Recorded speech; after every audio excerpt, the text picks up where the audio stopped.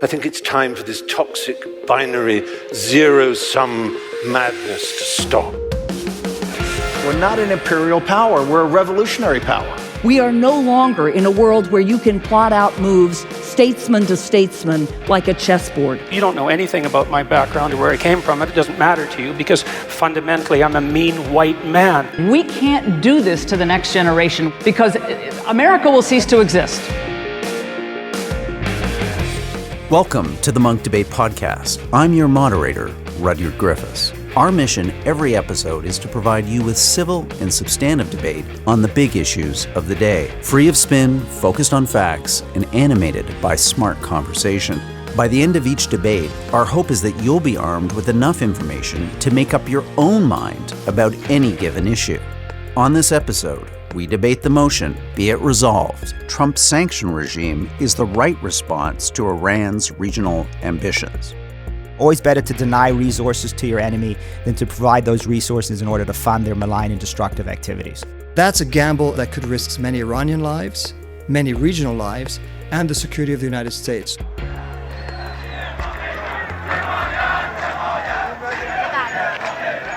Over the last couple of weeks, incredible protests have shaken the Iranian regime, calling into question its legitimacy. Reports of the Iranian government cracking down on protesters, killing hundreds, possibly thousands. The protests began over increased gas prices, the direct result of punishing economic sanctions leveled by the Trump administration. Last year, President Donald Trump withdrew from the nuclear agreement put in place by the Obama administration. Today, tensions between the U.S. and Iran are at all-time highs. In response to the sanctions, the Iranian regime has restarted its nuclear program, shot down a U.S. drone, and is now launching these brutal crackdowns on protesters. All of this has the world wondering if the U.S.-led economic war against Iran is pushing the Middle East towards chaos and even more conflict. Or is Donald Trump right, and tough economic sanctions will force the Iranian government's hand like never before?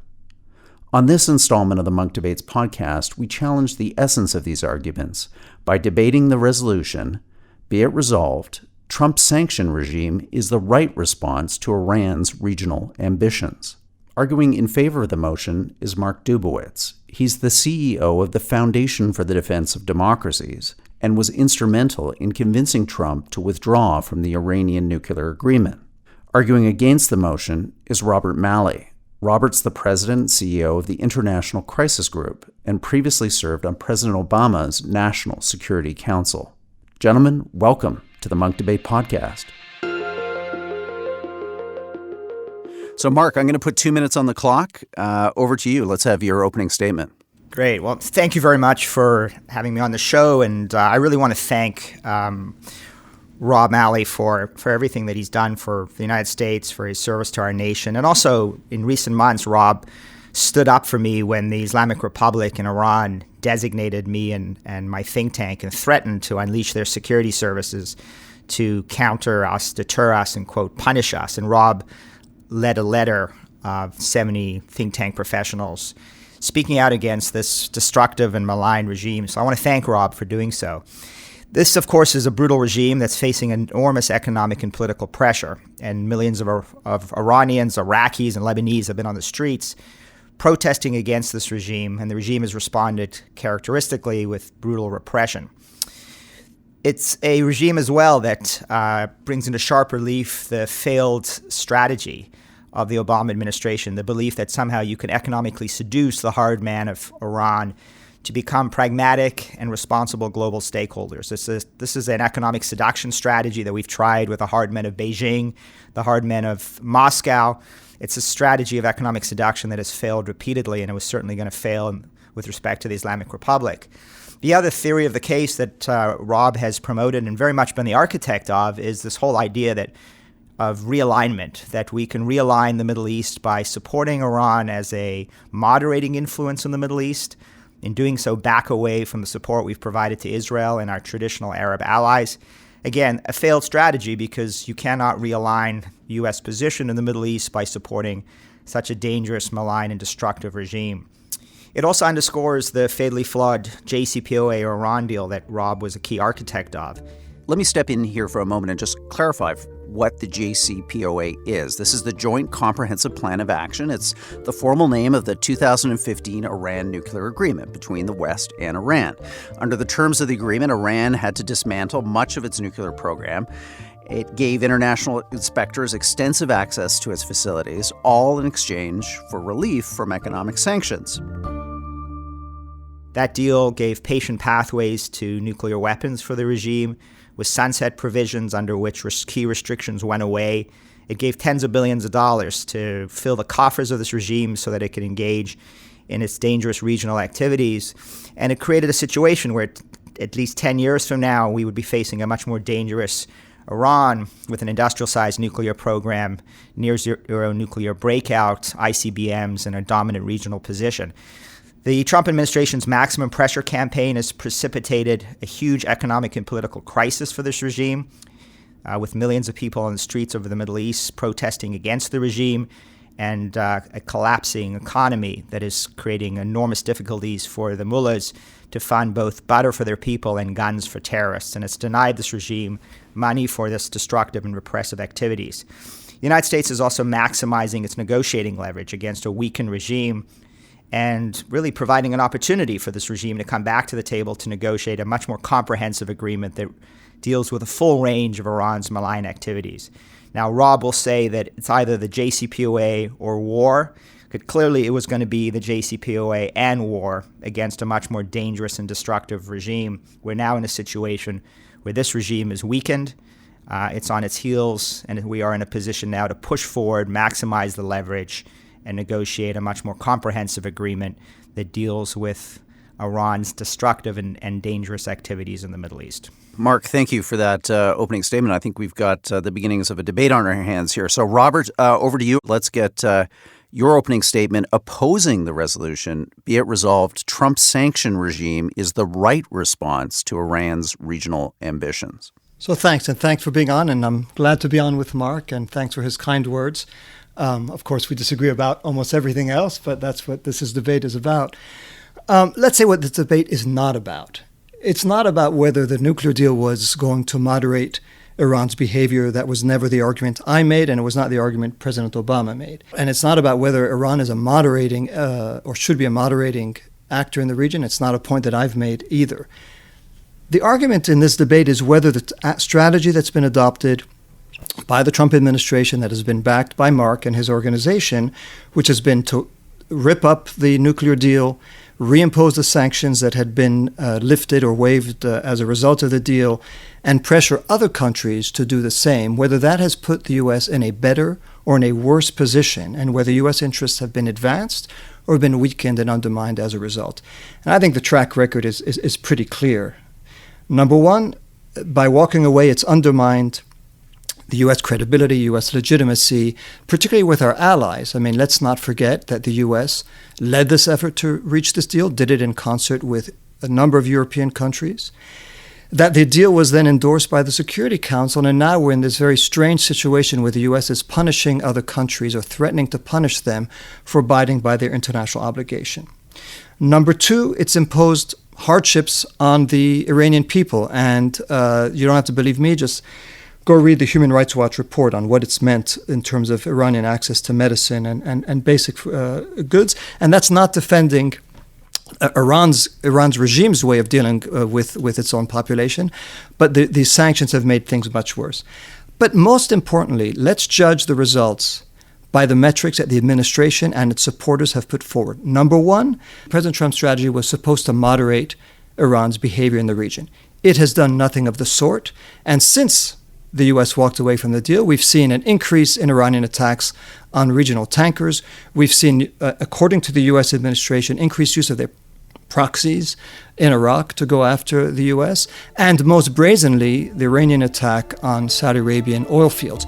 This morning, Iranian officials are denying that they're behind a series of brazen drone attacks against a pair of giant oil facilities over in Saudi Arabia. The attacks already adding tensions between the White House and Iran. Overnight, Secretary of State Mike Pompeo directly accusing Iran of mounting the assault. None of that was happening before we ripped up the deal. Again, this is not to defend Iran, but it's just to say that as a result of those actions, we're now seeing Iran saying, we're not going to take this lying down. Second of all, by moving away from the deal and ripping it up, the goal was to bring Iran back to the table to negotiate a better deal. And what we've seen over the last year is Iran gradually walking away from the restrictions as the U.S. violated the deal. Iran is walking away from the restrictions step by step, coming back to the position that had ignited such concern and such fear 5 years ago, and which is what led the Obama administration to negotiate this deal. So this has not been a strategy of let's repeal the JCPOA, the nuclear deal, and then replace it. It's been a strategy of let's repeal it and then destroy what had been achieved, and put Iran exactly where the administration said it would not be, a more aggressive actor in the region and one that has resumed its nuclear program. So one could criticize the nuclear deal as much as one wants, but to say that we are now in a better position than we were back in 2017, I think is to live in a fantasy world. Robert, great opening statement. So, Mark, coming back to you, let's have you deal with Robert's top line point there, that this kind of extreme sanctions regime, this maximum regime that the Trump administration has put into place, has exacerbated Iran's threats, its behavior within the region. It's having the opposite effect of the stated policy. How do you respond to that specific criticism that Robert is leveling at you and other supporters of the current U.S. administration's policy with regards to Iran? Well, let's set the record straight. I mean, the Islamic Republic's destructive behavior preceded the JCPOA, it continued during the JCPOA, and it continued after the JCPOA. So the notion that somehow it's become more aggressive and more destructive as a result of Trump's decision to withdraw from the Iran deal just is not supported by the facts. This is a destructive and malign regime that continues to push against the United States, against our allies, and certainly brutalize its own people. Okay, Mark, that's a key point. Before you go to the second one, let's have Robert come in and rebut that, Robert. I mean, I'm just a bit puzzled. The administration itself says that Iran has ramped up its aggressive behavior, and don't believe the administration, don't believe me. Just look at the facts. When was the last time that Iran attacked with missiles an oil field in Saudi Arabia? When's the last time that it engaged in a series of attacks against tankers in the region? That's by the administration's own saying, and just looking at what's happened. So to say that things haven't gotten worse is a bizarre assertion. You could say that things were bad before the JCPOA, during and immediately after, and obviously they were. And the goal of the JCPOA was simply to deal with a nuclear file. That was all that it was supposed to do, and it did that. But to now say that things have not gotten worse and everything would have been the same, I just don't understand, Mark, how you reconcile that with the facts before us. Well, Rob, we can spend the entire debate talking about Iran's destructive behavior, but let's remember, before the JCPOA, during the JCPOA, and after the JCPOA, Iran was supporting Bashar Assad's brutal slaughter of 500,000 people, creating millions of refugees. I'd put that against an attack on an oil tanker any time in terms of the scope of destructive behavior. Iran took our sailors hostage on their knees after the JCPOA was signed, right? I mean, that's a pretty bold statement against the United States to actually take our sailors hostage. Iran was testing multiple long-range ballistic missiles after the JCPOA was signed. They're building an ICBM program in order to threaten the American homeland after the JCPOA was signed. So let's just acknowledge, for the sake of this debate, that Iran is engaged in destructive activities before, during, and after the nuclear deal. But can we acknowledge that they got worse in the last year? If you don't say that, then I'm not sure. Then we're dealing with alternative facts, which is the custom of the day. Rob, the fact of the matter is, during your administration, during the negotiations, and after the agreement, Iran supported Bashar Assad and his vicious slaughter of the Syrian people. 500,000 people dead, right? The testing of multiple long-range ballistic missiles, taking our sailors hostage on their knees, right? Iran's destructive activities have not subsided, but they certainly do not have the resources today to fund both terrorists and buy butter for their people. And that's why they're facing a massive budgetary crisis. Rouhani himself admitted that he can't even support a third to a half of his own budget, which is why he cut fuel subsidies, which precipitated massive protests inside Iran and outside Iran, in Lebanon and Iraq. These protests broke out after an at least 50% increase in gas prices. And following a brutal crackdown, they've morphed into a wider call to bring down the Iranian government. All this is linked to US sanctions on oil exports, which are clearly taking their toll. That was a move by Donald Trump to force Iran back to the negotiating table over its nuclear program. It's putting real pressure on the government and the ruling clerics, especially since these protests are concentrated in poorer areas normally loyal to the regime. So you have a situation today where Iran is making painful budgetary decisions. Your nuclear deal alleviated that, gave them both billions of dollars to support their economy and billions of dollars Mark, to support Bashar Assad. Before we relitigate the past, and we will get to the original agreement in this podcast more than once, I'm sure. I want to have Robert come back on your key argument from your opening statement. You've just mentioned it.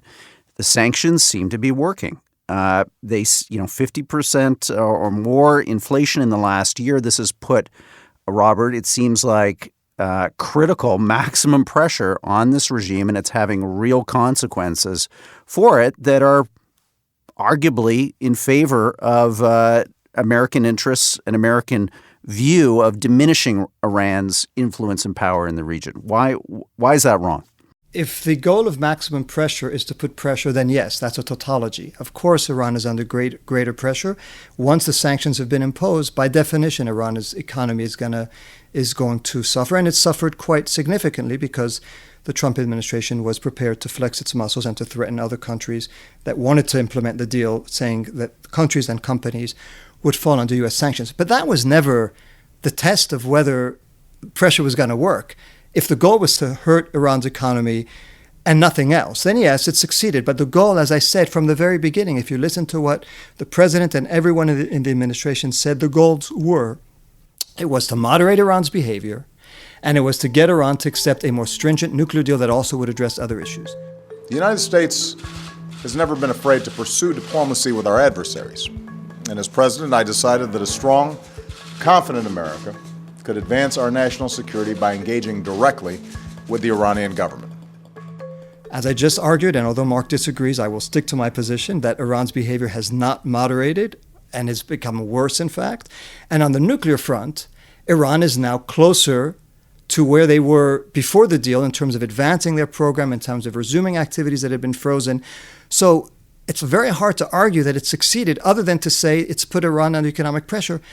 But that was not, you didn't have to be an economic expert to know that if sanctions get reimposed, Iran is going to suffer economically. And I've never argued otherwise. I've always said it would hurt Iran economically. It's hurt them in quite a devastating manner. But that was not the goal. That was the tactic. The goal was to change Iran's behavior in its regional sphere and nuclear sphere, and it has done exactly the opposite of what the administration and its supporters said it would do.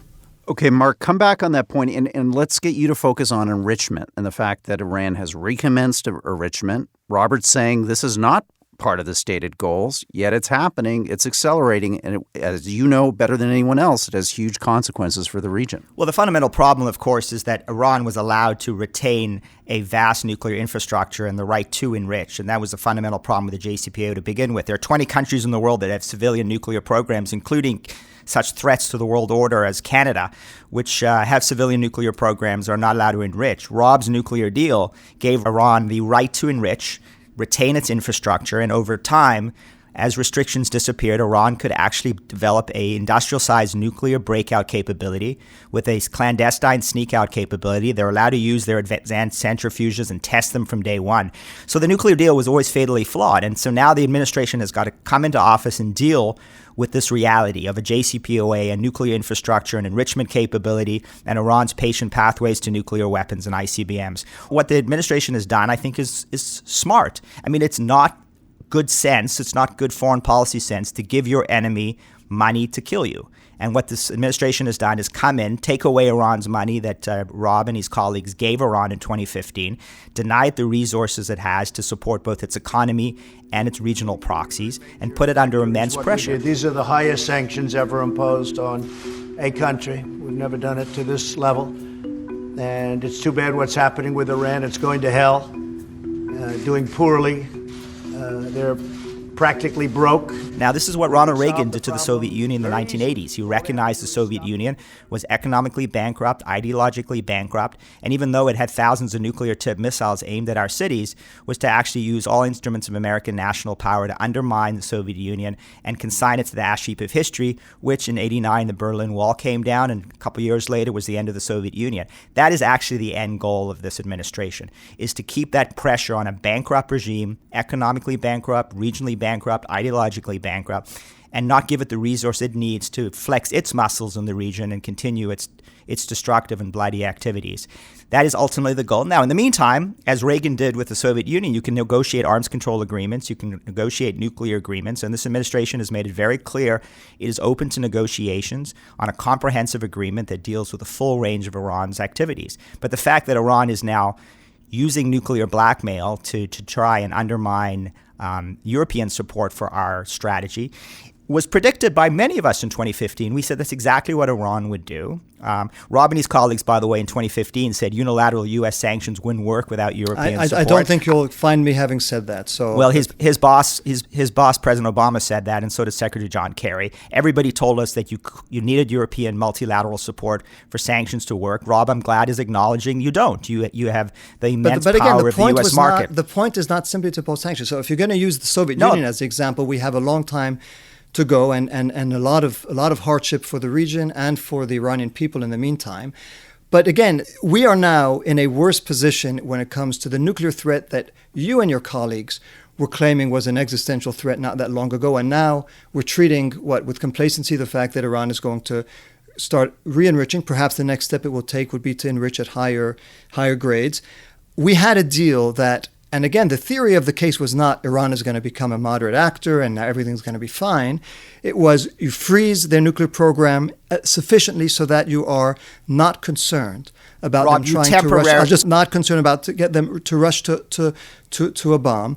And if you then use that period to try to negotiate a bigger deal that will deal with missiles and nuclear activity, that's fine. Let's try to do that. But why bring this crisis forward by about 10 years by ripping up a deal and telling Iran basically our word is not worth anything, and then now we see them resuming their activities? Okay, good point, Mark. Come in on that. Yeah, sure. No, the reason you do that is, Rob, in 10 years' time, under your nuclear deal, with the restrictions going away, Iran's nuclear program industrializing, going to near zero nuclear breakout under the deal, testing advanced centrifuges to give it an easier clandestine sneak out under the deal, testing long-range ballistic missiles and ICBMs under the deal. In 10 years' time, Iran would be a much more dangerous and formidable enemy. In that period of time, Iran would have developed not only a huge... Well, Rob, that's much better because so right now they're weaker. It's better for them to create a nuclear crisis within a year or two, rather than have them freeze that program and try to then negotiate the better deal that you want. It was smarter to tear it up and to say now you're not under any restrictions because we're not. So go do whatever you want. I wish you had frozen their nuclear program. We did enough that some of the threats that you yourself and that Prime Minister Netanyahu and others were talking about, which is enrichment at 20% and an expansion of the centrifuge capacity, that was not going to happen. And certainly today, more is happening than when President Obama left office. So again, let's just look at the facts. The nuclear threat is greater today than it was in 2017. You can keep asserting these things, but here's the reality, and that's what the debate is really centered around. Would you prefer to confront a weakened Iran today facing an economic and political crisis, or a stronger, more formidable, more dangerous Iran in 10 years under the nuclear deal, where you've given them hundreds of billions of dollars, you've integrated them back into the global economy, they now have the money for guns for terrorists and butter for their people, they have ICBMs, they have an industrial-sized nuclear program, and they have regional dominance. Under your nuclear deal, that's where we were heading. That was the end state that you established. Now, Rob, let me finish. Let me finish for once. I will let you finish. The fact of the matter is that was the situation that your administration created. And with the best of intentions, and you're all great patriots, but your entire theory of the case was based on it didn't matter in 10 years because you were going to moderate this regime. No, if you couldn't moderate the regime... That was not the theory of the case. Don't tell me what my theory of the case was or what President Obama's theory of the case was. I don't know if you spoke to him. Maybe you did. I had numerous conversations with him, and he always said, I have no idea where the regime will be in 10 years. It could be worse, it could be better, it could be the same. What we want to do is I want to give my successor and my successor's successor a chance to have more time. And he said we may not have to wait. We may not wait 10 years. Let's see where we are in 2 years, 3 years, 4 years. Once we've started implementing the deal, let's see if Iran does its share, and then we don't have to deal with it at a time of mounting crisis. You have brought the crisis up. The theory seems to be, well, if we're going to have a crisis in the future, let's have it now. You say Iran would be much stronger, but there was not a need to wait 10 years. You could have negotiated another deal in good faith in 2 years, in 3 years, in 4 years. But why would Iran today trust the United States when the United States tears up a deal that took years to negotiate, that the U.S. led the negotiations, endorsed by the Security Council, and then says, sorry, we don't like it anymore, we're going to tear it up? If you were in their shoes, why would you believe the next administration would respect its word? So you just made it harder. And I think that's part of the goal, is that you want to make it much harder for any future administration to negotiate a deal with Iran. Mark, a final point on this, and then we're going to move on to another theme on this debate. But Mark, let's have you respond to that specific charge. So we had a furious debate in 2015 with the Obama administration, many members of Congress, including 29 Democrats, were opposed to this deal. And yet we never heard in 2015 Rob Malley, John Kerry, Wendy Sherman, or Barack Obama ever say that the goal was to negotiate JCPOA 1 and lay the predicate for JCPOA 2 that would address some of the fundamental flaws of the agreement. We never heard that debate. We never heard those points being made. Those are powerful points. I'm not sure why Rob didn't make them in 2015 or why his colleagues didn't make them. But the fact of the matter is, well, maybe there's a good reason. Maybe the goal was always to do this, but you never told the American people that was the goal. The reality was, you understood one thing. You understood it was a temporary deal that put temporary restrictions, and that was leading to an end state in 10 years that would create enormous difficulties. You fundamentally believed, and Barack Obama said that in an interview with Jeffrey Goldberg. He believed that there was a chance, not the high likelihood, but the chance you could moderate this regime and economically seduce them by reintegrating them into the global economy. And you know why that was your theory of the case? Because the deal made no sense. The deal made no sense unless that was the theory of your case. Because guys. But I just real quick on this. Let me finish my point. Very brief point here, but you're quickly making your moderator obsolete in this debate, which is a sign of a great debate. I'm all in favor of that, but there are a couple I heard this key directly themes I want to from get President through. Obama, which is this deal is good whether the Iranian regime moderates or doesn't, because if it is not going to moderate, then we'd much rather we could constrain their nuclear program, and when we were fearing that they were advancing it at rapid speed. It was never his theory of the case. The predicate of this deal was never Iran is going to moderate. This was a hedge whether they moderated or didn't moderate. Of course, the best scenario would be that they moderate, however unlikely it might have been, but that was the best scenario. But if it didn't happen, we still were happier and safer with these restrictions in place than without them. But the deal made no sense unless they moderated, Rob. Well, I disagree with you. You're listening to the Munk Debates podcast. Be it resolved, Trump's sanction regime is the right response to Iran's regional ambitions. Arguing for the motion is Mark Dubowitz. He's the CEO of the Foundation for the Defense of Democracies. Arguing against the motion is Robert Malley, the CEO of the International Crisis Group. I'm your moderator, Rudyard Griffiths. Now, back to our episode. Guys, I want to just pull out a little bit from the specifics of the nuclear deal and talk a little bit about not the policy, but people and the effect that these sanctions, maximum pressure, is having on the people of Iran. And Robert, I want to start with you because with the International Crisis Group, you really are looking across the world on a case-by-case basis, including in Iran, at the on-the-ground effects. I wonder if you could just paint a bit of a picture for us of what's happening to the Iranian people, not the government, but the people, as these sanctions roll out over the last number of months. So let's posit, as I'm sure Mark would agree, that much, if not the majority of the hardships of the Iranian people are due to the malfeasance of the government itself. And I don't think that's the argument. The argument is that the sanctions have made things worse. And I think what we see in Iran, but we see it elsewhere, depending on what kind of sanctions get imposed, those who are hurt most are those that we say we want to help, which is the ordinary people, and those who always find ways to circumvent sanctions in terms of their own well-being, the Revolutionary Guard, the top layers of the regime, they know how to circumvent the sanctions or to take advantage of sanctions, of contraband, to make sure that their needs are met, the individual needs are met, or whatever other needs they have. And the top layer, the funding that they have, they'll always privilege and prioritize the money to help sustain their place in power, make sure that Hezbollah and other organizations get enough to project their power in the region. Ordinary citizens, ordinary Iranians, the ones who we say we're supporting, the ones who are protesting in the streets, are the ones who've been hurt massively by these sanctions. And that's just a reality. And it could be, that seems to be Mark's view, that, well, maybe it's sooner or later they will rise up to such an extent that the regime will collapse. It may happen. We're still waiting in Cuba. We're still waiting in Venezuela. There are many cases where that theory of sanctions leading to an implosion of the regime hasn't succeeded. In fact, it's much more often the case that it doesn't succeed than that it does. And meanwhile, it's the ordinary people who are going to suffer and who are going to have to, fight to get medicine, fight to get the basic necessities of life. Okay, let's bring Mark in this, because Mark, you've lived this file for the last decade.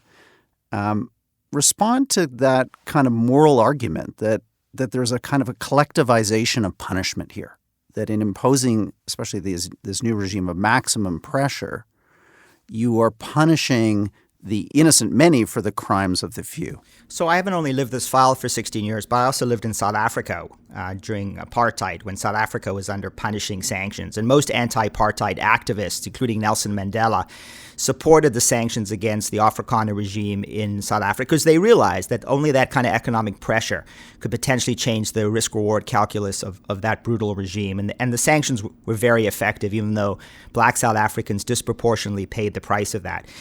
A key fact that everybody needs to understand is that Iran today has $85 billion in foreign exchange reserves, much of that accessible, sitting in escrow accounts around the world. Under U.S. law, they can use that money to pay for food and medicine. This Treasury Department has set up a humanitarian channel to facilitate banking relationships and banking transactions. And indeed, exports of pharmaceuticals from Europe to Iran have actually increased, not decreased, since President Trump walked away from the Iran deal. So the fact of the matter is, as Rob acknowledged, I think he's right, the majority of hardships are due to the malfeasance of this regime, but the majority of hardships are also due to the fact that this regime is not spending those billions of dollars on food and medicine to support its people, but spending it on Bashar Assad and Hezbollah and other terrorist organizations and proxies on regional destruction and bloodshed. The fact of the matter is the Iranian people, like black South Africans in the 70s and 80s, are not rallying around the flag. They're not rallying against the United States. They're on the streets protesting in the thousands and tens of thousands, and indeed in the Middle East in the millions, against this brutal regime, its repression, but also its corruption. And as anybody who knows, who follows this, the regime is spending its money, stealing its money, and not spending its money on humanitarian relief for its people. So that $85 billion, Rob, is sitting in those accounts.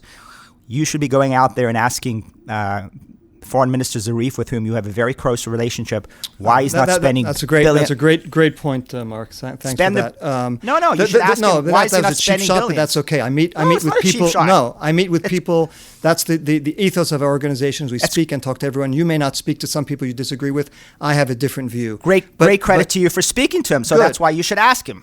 Well, but the point that I just said earlier, that this is a regime that's going to look after itself first. So I'm not saying we can't count on them being generous to their own people. But for you to say that this has had no impact on the sale of food and medicine and that the U.S. has been very generous in that regard, just read the Human Rights Watch report. Read other reports of people on the ground who say how the price of medicines have skyrocketed. So to say that this does not have an impact, again, is just not taking into account the facts that objective observers have reported now for quite some time. Rob, let's deal with the facts. First of all, of course, the Iranian people, like black South Africans, are going to suffer disproportionately from the hardships of sanctions. I don't think you could compare the sanctions on South Africa with the sanctions on Iran. There were sanctions. They're not of the same ilk. And I think you know that better than I do. As somebody who lived in South Africa at the time, I could tell you black South Africans suffered immensely under the maximum pressure campaign that the West imposed, rightly so, on the brutal apartheid regime there. But let's also talk about facts. There's been an increase in the export of European pharmaceuticals to Iran, despite the de-risking that's taking place from financial institutions. But do you know what the prices are? Nobody can afford them. Well, the Treasury Department as well has opened up a humanitarian channel. There's $85 billion, Rob, in foreign exchange reserves that Iran has sitting in bank accounts around the world that they can use, and they can subsidize all of those purchases of medicine and food. The reason the regime is not doing so is, as you know, this is a brutally corrupt regime that is stealing the money, and whatever food and medicine they're actually buying, they're putting in pharmacies and hospitals for the revolutionary elite and not for the people. There's no doubt sanctions have a significant impact on ordinary people. They always have, they always will. But the fact of the matter is that the only way we're going to change the risk-reward calculus of this brutal regime is to put it to a fundamental choice between the survival of its regime or to make the kind of choices where it begins to moderate its behavior. Because you think their calculation is going to be, when they see people on the street, my goodness, now we have to moderate our behavior. So if that's your theory of the case, I think it's again quite unrealistic, because I'd like to see the precedents for that. And South Africa you could mention, but that's been some time ago. I don't think of many other cases where a regime under this kind of pressure decides that it's going to moderate for its own survival. To the contrary, they clamp down, they repress because they believe that their existence is at stake. What you're going to do as a result of this. There's going to be more bloodshed on the street of Iran as the regime, if there's more protests. They will it's a terrible thing, tragically, but they will repress their own people. The people will have fewer means of surviving. And we could sit here and say, well, that's for the better because 10 years from now, the regime would collapse. I just don't think that that's the right thing to do for the Iranian people. And I think particularly when we had a very different reality 2 years ago that we could have built on to tear it up and to say, now we're going to roll the dice and see what happens when we put this regime under maximum pressure. So far, what we've seen, as I say, is ramped up regional activity, ramped up nuclear activity, ramped up repression at home. If that's a good track record for maximum pressure, then I fear what a bad. Well, let me give you an example of where you've seen it work. Is 2013, where to the credit of Rob and the Obama administration, they put immense economic pressure on the regime. And the regime feared that the economic pressure, the fact they were down to their last $20 billion, they were 4 to 6 months away from a severe balance of payments crisis. And it was 4 years before when millions of North Tehranis were on the streets yelling death to the dictator. They came to the table in 2013 to negotiate a deal with Rob and the Obama administration in order to relieve that pressure. We have cut off every pathway for Iran to develop a nuclear weapon. The reason we were able to unify the world community around the most effective sanctions regime we've ever set up, a sanction regime that crippled the Iranian economy and ultimately brought them to the table, was because the world agreed with us that it would be a great danger to the region, to our allies, to the world, if Iran possessed a nuclear weapon. So, in fact, we have seen it work. And now it's too bad that with all that leverage you had, you ended up concluding a fatally flawed nuclear deal that gave patient pathways to nuclear weapons and ICBMs. But I would contend that you actually had the right policy in place for 4 years. And if you had kept the pressure on and kept negotiating, you could have gotten rid of Iran's nuclear infrastructure and you could have fundamentally changed this trajectory. That is what the Trump administration is attempting to do. And you're right. We'll have to see how that works out. Again, always better to deny resources to your enemy than to provide those resources in order to fund their malign and destructive activities. You're listening to the Munk Debates podcast. Be it resolved, Trump's sanction regime is the right response to Iran's regional ambitions. If you're enjoying this debate, check out our website, monkdebates.com, for dozens of debates on the big issues of the day. Listen to Tony Blair and Christopher Hitchens debate whether religion is a force for good in the world. Watch Fareed Zakaria and Neil Ferguson go head-to-head on the future of geopolitics. Read Stephen Fry and Jordan Peterson's debate on political correctness. All these debates free to listen, watch, and read at monkdebates.com. I want to ask both of you as we move towards your closing statements. And it's about alternative futures and what each of you think could unfold over the next 12 to 18 to 24 months and how that future coincides with your vision for the policy response, the right policy response to the Iranian regime. So let's start with you, Robert. What does your alternative future to the one that we're in right now look like? How does this resolve itself in some way that's meaningful to the security and safety of the United States and the West, and that could be meaningful to the region? You mean a preferable future is what you're asking? Yes. Let's get Iran back into compliance with the deal. Let's get Iran to agree to open negotiations on a whole host of issues, including the nuclear issues. And let's let the Trump administration go back to the situation that prevailed in January 2017 before it reimposed the sanctions. That, how realistic it is, but it's something that at least Trump has agreed to in principle. The Iranians have agreed to in principle. There's questions of trust on both. Can one side or the other can each side trust the other to live up to its commitments? If we get there, I'd say that's far better than where we are now. It could lead to de-escalation in the region. It would obviously put Iran back into compliance with the nuclear deal, and it would remove the sanctions that have been a cause of much of the recent tension. That's the alternative future. But the truth is, President Trump doesn't want a war. He's made that clear. He wants a deal. He always wants deals. This is a deal that the French president has put on the table. It's not a bad one for either side, and I would hope that both would accept it. But again, I'm not holding my breath. Thank you, Robert. Let's go to you, Mark. What do you see unfolding over the next 12 to 18 months? And more importantly, what would you like to see in terms of your policy vision for the United States and for the region and America's European partners? So what I'd like to see is for the Democratic candidates, as well as President Trump, to acknowledge one fundamental reality, and is that there's no going back to the JCPOA. There's no going back to a nuclear deal where the key restrictions are going to be expiring, starting the arms embargo next year, advanced centrifuges in 2023, and in the first term of a Democratic president, they'll be faced with most of the key restrictions coming off. So let's acknowledge we're not going back to the JCPOA, but let's acknowledge we got to fix the deal. And I'm pleased to hear that Rob had this as his goal back in 2015. Well, let's do it now in 2019 and into 2021. Let's fix the fatally flawed nuclear deal by addressing some of the fundamental problems of that deal. But let's make sure that we don't make the mistake of 2013. Let's maximize the pressure. Let's keep the negotiating leverage. And the notion that somehow we're going to go back to January 2017 is fanciful, because in January 2017, that would require us lifting all of the sanctions, the JCPOA sanctions and all of the new sanctions the Trump administration has put in place,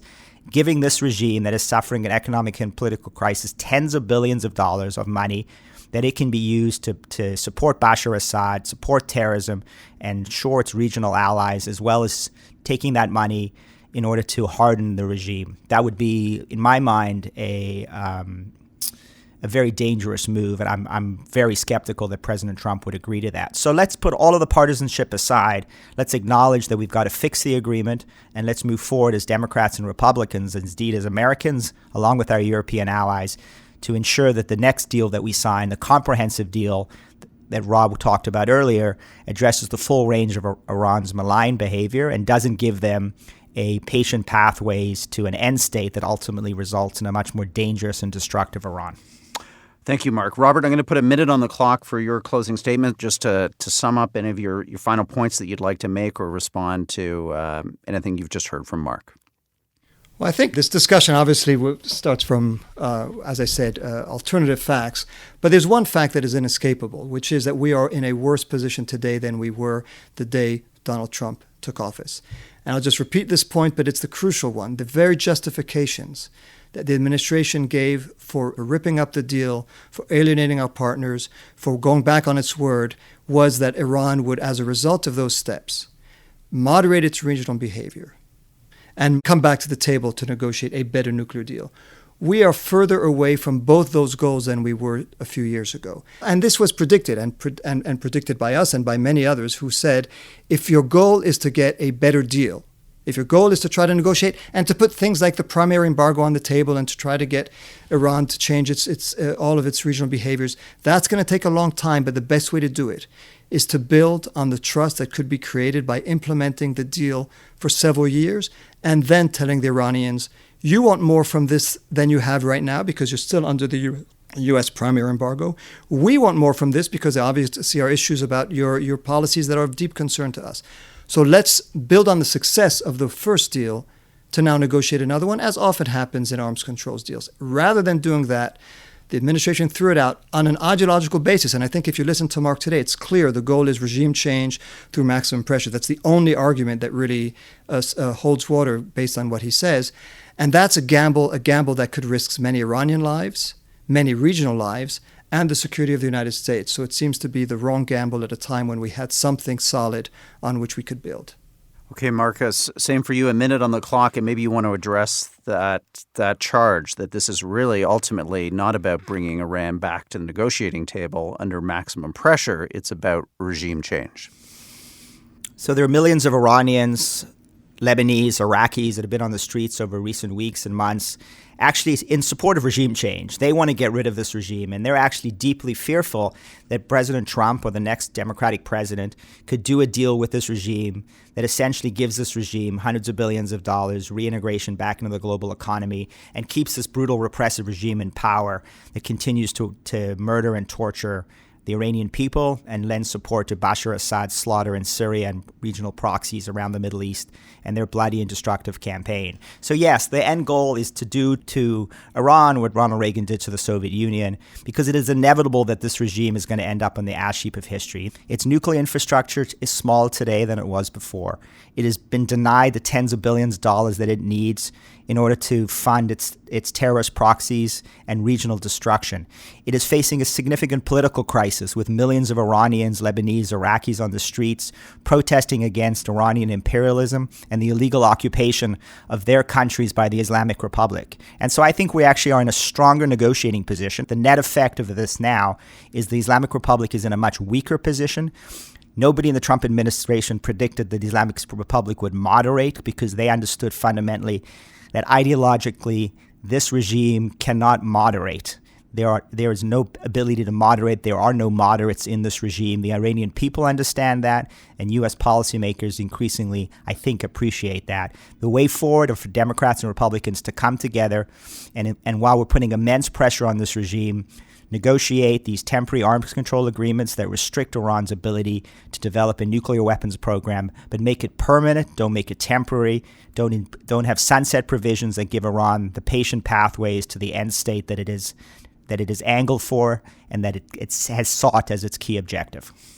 Thank you, Mark. And thank you, Robert. I want to say, having listened to this debate, both of you are hugely informed. You've been deeply involved in this conversation over Iran for the last number of years. And I think, to both your credit, while having sharply divergent points of view, you're willing to engage with each other. You're willing to have this argument and to have this conversation really for all of our benefit. So on behalf of the Munk Debate audience, I just want to thank you both for stepping in with your strong opinions, your strong views, and sharing with us some real wisdom on a really complicated issue. Thank you. Thanks. Appreciate it. Well, thank you. And thank you, Rob, for everything you've done for our country. Thanks, Mark.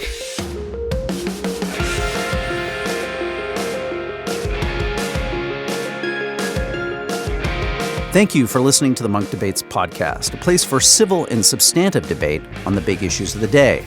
To listen to more debates on everything from climate change to religion to geopolitics to the future of human progress, visit our website, monkdebates.com.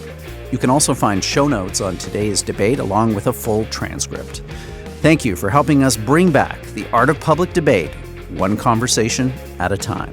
I'm Rudyard Griffiths. The Munk Debates are produced by Antica Productions and supported by the Munk Foundation. Rudyard Griffiths, Laura Regier, and Ricky Gerwitz are the producers. The executive producer of Antica is Stuart Cox. Be sure to download and subscribe wherever you get your podcasts.